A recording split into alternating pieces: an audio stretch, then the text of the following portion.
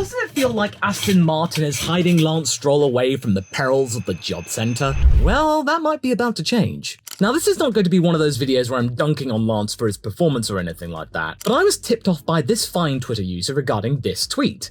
In Portuguese. Okay, but with a little chiggery-pokery, I poked it back to the likes of El Nacional, and this article regarding Lance Stroll's continuation with Aston Martin's F1 team. Now, on first glance, you think, okay, this isn't full-on news, this is more like an op-ed or something, but when I kept on reading, I got all the way down to the bottom, and there was a little bit of a paragraph, a section even, that got me thinking. It all surrounds the brand new title sponsor of Aston Martin, Aramco. Back when the FIA released the entry list for 2024, and we were all getting our collective knickers in a twist regarding the brand new name of Ribeye F1 team and Sauber being relegated to the background, we also saw a different team changing its name, Aston Martin changing its name, them dropping the cognizant from the title, with Aramco cementing themselves as the title sponsor for Papa Stroll's team until 2028. Now, how much money would that cost them per season? Cognizant paid between 20 to 30 million quid for the privilege of being the title sponsor of Formula 1 for about 3 seasons or so.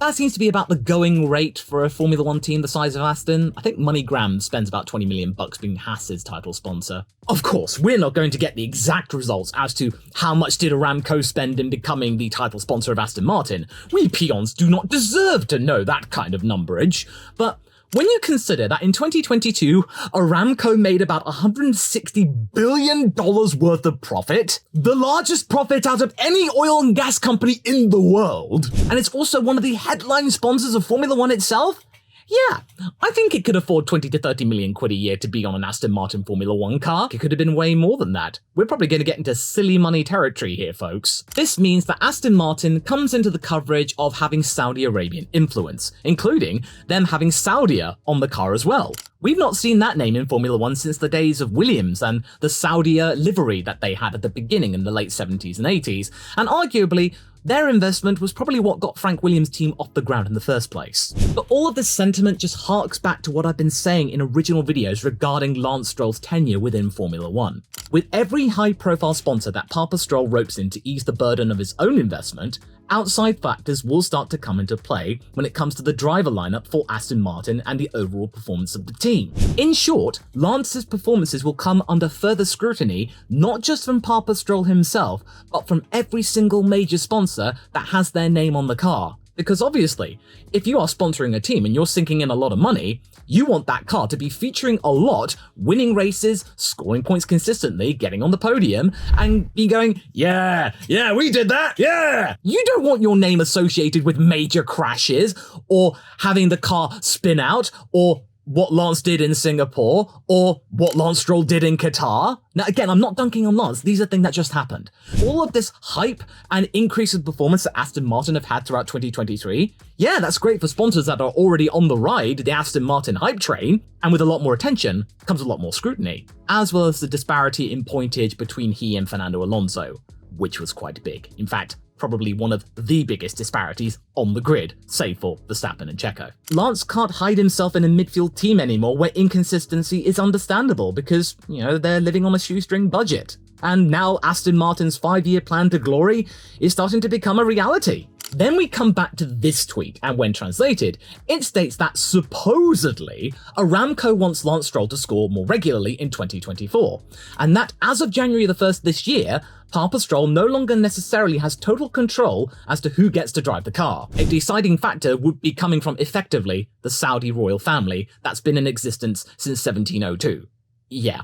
That's a long time. And that makes sense considering how much money Aramco is pouring into Formula 1, not just the sport itself, but now the team, for it being adorned on the cars where it's not got loads and loads of sponsor hoardings at the tracks that they are sponsoring that Grand Prix event for. But wait, Law, surely this might have come all of this scrutiny from Cognizant, their previous title sponsor, right?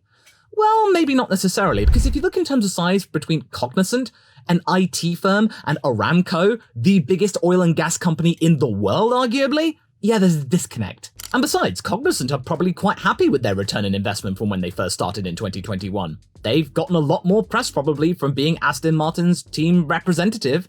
That seems to make a lot of sense. And it's not like they're getting out of Formula 1 entirely, they just become a regular sponsor for Aston Martin, so they are still along for the ride with Papa Stroll and team.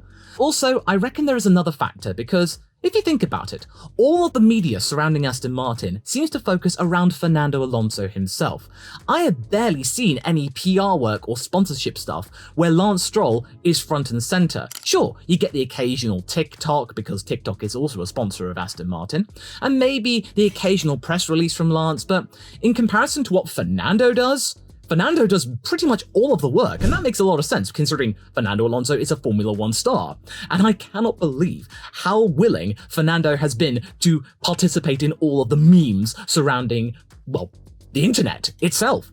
He's in his 40s and he's playing along like this like a champion. That is a good sport right there. Whereas Lance, he doesn't get involved in stuff like that, or at least barely any of the time. In fact, you're very lucky to even get a camera in his face. Lance has basically been able to shirk that because I think it's part of his contract that he doesn't have to do PR stuff, but now he probably might have to. But the main thought here is that Papa Stroll's control over the team isn't total anymore, hypothetically. Sure, he technically owns the team, the Grand Prix team, as well as Aston Martin Lagonda, the automaker side of the business, but he now has far juicier investors on board and alongside him, who are keen for the team that they backed as an alternative to Mercedes, Ferrari and Red Bull to do well. That, and considering Aston Martin are still probably way cheaper than being a major sponsor of Red Bull, Oracle reportedly spending $300 million to be the title sponsor of Red Bull for 5 years, yeah, Aston Martin is probably considerably cheaper than that. And if Aston Martin continue to do well and they improve and they become a title challenger, then the sponsor can say, we were part of the ride.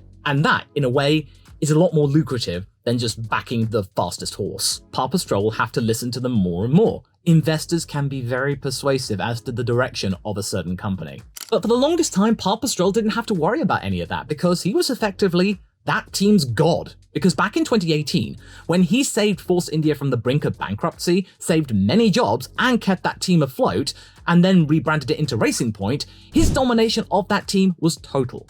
The team sponsors that they had were relatively small, save for the likes of BWT, but they were just glad to be in Formula 1 in the first place, and they followed Otmar Safnauer to the ends of the earth. He saved them from the brink of death. He can easily slot Lance Stroll, his son, into there, and he was a fairly decent catch at the time, considering his rookie year at Williams was pretty decent, and it wasn't his fault of the shortfall in Williams' performance in 2018, because that team was heading down to the depths of the backmarker team and being the wooden spoon team for about 3 or 4 seasons or so. So Lance needed an exit, and this team, the Silverstone team that was once Jordan, was the likely candidate. And for years, this wasn't really an issue because it was understandable. Lance wasn't a terrible driver. In fact, in 2020, the era of the pink Mercedes, he did get some podiums, he did get a pole position, and the team were effectively the 3rd fastest car, even though the legality of it was brought into question. But the point was, Lance was there, and he did fairly well alongside Sergio Perez. And then when Sebastian Vettel came along, a 4-time world champion, Lance didn't disgrace himself, he did okay. So people were thinking, okay, he may not win world titles, but he's okay. But then that all fell apart when Aston Martin suddenly shot up from the depths of 7th position in the Constructors to, at one point, 2nd in the Constructors, the main rival to Red Bull, with Fernando Alonso scoring all of those podiums, showing that that AMR 23, in the hands of Dan Fallows, a refugee from Red Bull, was pretty mighty. They got it right in being the challenger to Red Bull. And then all of that scrutiny and all of the hype came into play, and Lance Stroll was not quite ready for that. Sure, at the beginning of the season, he'd had his injury to his wrist, and even then he got 6th place, so it started off fantastically. That Lance Stroll was gutsy, ballsy, and determined to prove himself. But then we got that mid-season slump. The inconsistency reared its ugly head again, and then everybody called for him to be sacked from the team, because Aston Martin, they're right at the top of the midfield or even a front runner. Put simply, there was nowhere to hide for Lance. All of the world was looking at him, instead of just thinking, oh, it's a midfield team. Oh, well, good, they were plucky that time out, but yeah, they'll probably fall off again. Lance is doing the best that he can in that team, it's fine. But no, Aston Martin weren't doing that anymore. Fernando was scoring podiums, Lance wasn't. He was exiting out of Q1 and crashing out quite a lot, and then having a brouhaha with his personal trainer. All the negative stuff tended to focus itself around Lance, whereas Fernando, He could do no wrong. He was doing everything correctly, he was being nice, and according to this piece from El Nacional, the organization want Lance to perform better and more consistently in 2024, because if he doesn't, he will be reportedly replaced. Maybe that's why from Brazil onwards he actually had an uptick in performance and he was suddenly consistent again. And then in Vegas we saw that he is fantastic when it comes to Grand Prix starts. He probably had the fire lit under him. Maybe Papa Stroll took him aside and said, look, you really need to perform, kid, because our sponsors are starting to get a little bit shifty. Because Papa Stroll can't deflect or dissemble the truth anymore. Lance Stroll's place in Formula 1 is under threat. The contract length for the longest time I said was as long as a piece of string could easily be cut if the likes of Aramco and other major Aston Martin sponsors are no longer happy with the disconnect between what Fernando is doing and what Lance is doing. Yes, of course, if Lance does perform well, then all those problems will go away and he will continue to be in Formula 1. But it just means that Lance Stroll's tenure is not as solid as it used to be back when it was Racing Point and the early days of Aston Martin. There is a little bit of jeopardy here now, and Lance probably needs that to excel. A lot of drivers can cope well under pressure. Maybe Lance needs that pressure to realize that, hey, if you want to stay in Formula 1, you got to step up. And you're starting to see all of that Saudi money coming in and making waves at the team itself, because Dan Fallows has said that they've got a lot of interesting technology in the new wind tunnel now that they hope to get online in September this year.